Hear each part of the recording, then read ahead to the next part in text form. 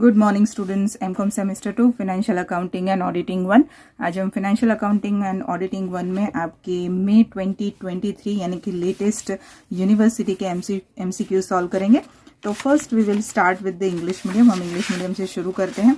MCQ इसके पहले के चैनल पर अवेलेबल है, मैं डिस्क्रिप्शन में लिंक भी डाल दूंगी। चलिए फटाफट शुरू करते हैं। The first one, what is the title of Indian Accounting Standard 18?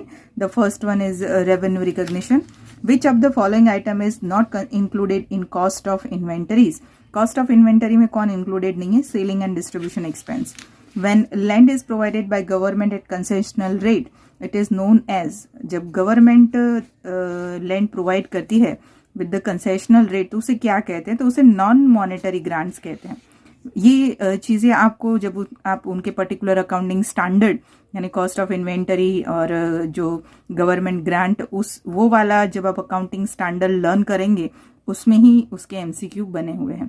Which of the following expense is admissible for deduction while calculating profit for managerial remuneration? Managerial remuneration का जब हम कैलकुलेशन करते हैं तो इनमें से कौन कौन सी एक्सपेंस है जो एडमिशेबल है फॉर डिडक्शन, मतलब जिसको माइनस करना जरूरी है, एडमिशेबल है डिडक्शन के लिए। तो जनरली ये एमसीक्यू अभी तक जिस तरह से बना तो उसका आंसर डेप्रिसिएशन ही होता था, पर वो इसलिए होता था क्योंकि बाकी की आइटम एडमिशेबल नहीं होती थी डिडक्शन के लिए। पर यहाँ पर डेप्रिसिएशन, सैलरी एंड बैड डेप्ट, ये जो तीनों चीजें हैं, सैलरी, डेप्रिसिएशन एंड बैड डेप्ट, ये तीनों एडमिशेबल है। यानी कि ये तीनों जब हम मैनेजरियल रेम्यूनरेशन के वक्त प्रॉफिट कैलकुलेट करते हैं तो ये तीनों माइनस होती है। तो answer is all of the above, right. तो ये एमसीक्यू थोड़ा सा आपका लॉजिक मांगता है। और एमसीक्यू 23 के जब मैंने सॉल्व किए तो मुझे ऐसा लगा कि एमसीक्यू ऐसे ही डायरेक्ट बुक में से उठा नहीं लिए गए हैं, पर अंदर थ्योरी में से या फिर आप जो सम्स कैलकुलेट करते हैं उसमें से पूछे गए हैं। Which of the following rate is the maximum managerial remuneration rate as per Companies Act? 11%, the most popular MCQ of managerial remuneration. Which of the following is not a reserve? कौन reserve नहीं है? General, capital, bad डेप्ट, none of this. BDR reserve नहीं है, वो provision है। All entries in container provision account are made at, जितनी भी एंट्री है प्रोविजन की वो किस रेट पर बनाई जाती है? तो वो रिटर्नेबल प्राइस पे बनाई जाती है। मैंने सम्स करवाए हैं आपको, आप वो सम्स देखेंगे तो आपको पता चलेगा। Now this is a short sum. पहले जो एमसीक्यू पूछे उसमें भी इस तरह के शॉर्ट सम्स एमसीक्यू में पूछे गए हैं। तो चलिए देखते हैं। सबसे पहले, container with customers at the beginning of the year 40,000, container sent to customers during the year 1 lakh, container returned by customer 56,000, and container with customers at the end of the year 60,000. It means this is opening, this is sent during the year, this is returned by customer, and this is the closing. Container retained by customers would be, container जो रख लिए गए customer से, customer के पास वो कितने हैं। तो आपको बड़े सम में भी ये चीजें चाहिए और छोटे सम में भी चाहिए। तो ओपनिंग स्टॉक बहुत ही स्पीड में आपको इसको कर देना है, इसके लिए आपको कोई डिटेल चीजें लिखने की जरूरत नहीं है, पर यहाँ पर आपको समझाने के लिए मैं लिखती हूँ सेंड टू कस्टमर्स। इन दोनों का टोटल करके उसमें से हम माइनस करते हैं रिटर्न बाय कस्टमर्स, ठीक है। जो भी आंसर आपका आता है रिटर्न, उसमें से हम माइनस करते हैं क्लोजिंग स्टॉक, और फिर जो आपके पास बचता है that is written by customers, ठीक है। तो यहाँ पर आपका ओपनिंग स्टॉक है 40,000, उसके बाद आपका सेंड टू कस्टमर्स है 1 lakh, दोनों का हम टोटल करेंगे 1,40,000। रिटर्न कितना करता है वो 56,000, तो यानी आपके हाथ में बचेगा 84,000। क्लोजिंग स्टॉक कितना है? तो क्लोजिंग स्टॉक है 60,000, उसे हम माइनस करेंगे। So you will have for 24,000 that is written by customers. Okay, तो ये जो 24,000 है that is your answer. Container returned by customers during the year is to be shown on debit side of container provision account. जो return करते हैं वो कहाँ दिखते हैं? तो that is container provision debit side. When goods sold on hire purchase are repurchased, hire purchase trading account is, यानी कि आपका जो हायर परचेज का ट्रेडिंग अकाउंट है वो क्या होता है? तो that is credited with estimated price और कॉस्ट प्राइस, दोनों में से एक प्राइस से वो क्रेडिट होता है। यहाँ पर जो एंट्री है वो आपको ऐसे याद रखनी है कि जो हायर परचेज ट्रेडिंग अकाउंट है वो क्रेडिट होता है एस्टिमेटेड प्राइस से, और जो आपका इंस्टॉलमेंट ड्यू अकाउंट है वो क्रेडिट होता है कॉस्ट प्राइस से। यहाँ पे और वर्ड यूज किया हुआ है, इसका मतलब इन दोनों में से एक, यानी एस्टिमेटेड प्राइस, पर इसमें नहीं पढ़ना है। हमारा राइट आंसर यही है, क्रेडिटेड विथ एस्टिमेटेड प्राइस और कॉस्ट प्राइस।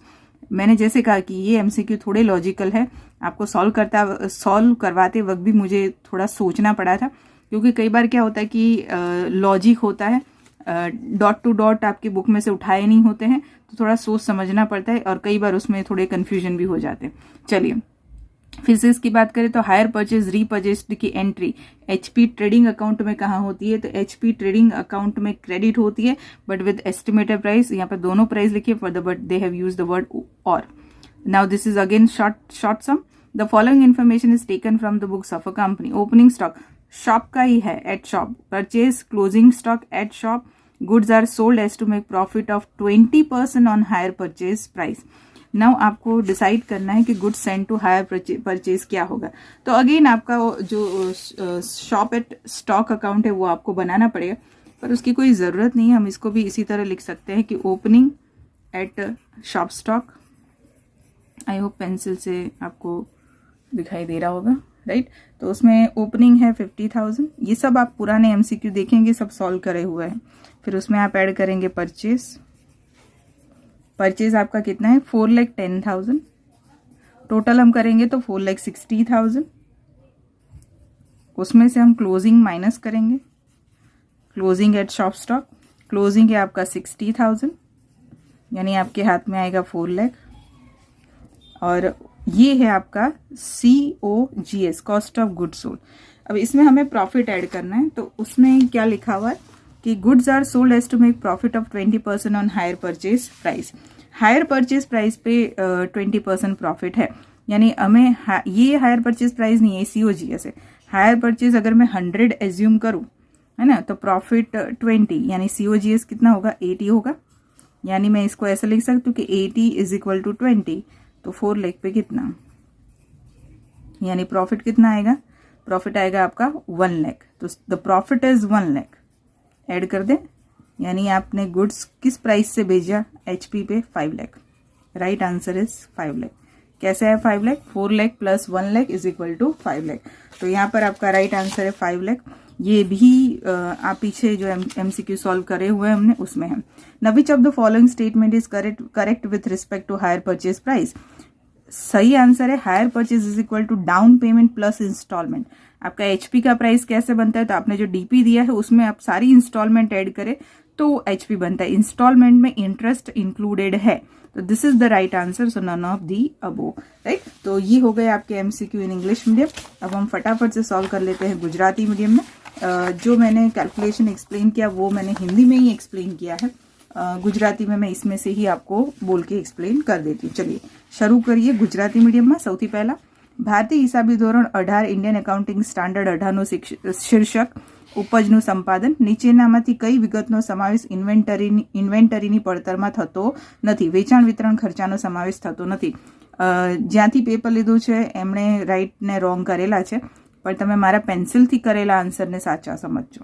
જ્યારે સરકાર દ્વારા રાહતના દરે જમીન પૂરી પાડવામાં આવે ત્યારે તે કયા નામે ઓળખાય છે, ત્યારે તે બિન નાણાકીય ગ્રાન્ટના નામે ઓળખાય છે। સંચાલકીય મહેનતાણાના નફાની ગણતરી વખતે નીચેના પૈકી કયો ખર્ચ બાદ મળી શકે, ત્રણેય પગાર, ઘસારો અને ગાલખાદ ઉપરના બધા જ। નીચે પૈકી કયો દર સંચાલકીય મહેનતાણાનો મહત્તમ દર છે 11%। The most IMP most popular MCQ of this FA1। નીચેના પૈકી કયું અનામત નથી, તો ગાલખાદ અનામત નથી, એ તમારી પ્રોવિઝન્સ છે।